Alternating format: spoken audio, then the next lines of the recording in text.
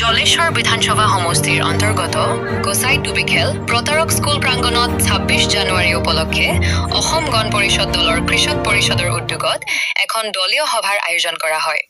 উক্ত সভাখনত কৃষক পৰিষদৰ প্ৰাৰ্থী জহুৰুল ইছলামে উপস্থিত দলীয় কৰ্মী, স্থানীয় ৰাইজৰ সৈতে দলীয় মত বিনিময় কৰে। সভাখন জলেশ্বৰ বিধানসভা সমষ্টিৰ সভাপতি জিয়াৰুল ৰহমানে সুচাৰুৰূপে পৰিচালনা কৰে। সভাৰ লগতে আয়োজিত সাংস্কৃতিক কাৰ্যসূচীত দেশপ্ৰেমমূলক গান বাজনা আৰু নৃত্য প্ৰদৰ্শনে অনুষ্ঠানস্থলী উৎসৱ মুখৰ কৰি তোলে। দাপকাৰ ভিটা ডান্স গ্ৰুপৰ মনোমোহা নৃত্য প্ৰদৰ্শন বিশেষ আকৰ্ষণৰ কেন্দ্ৰবিন্দু হৈ উঠে।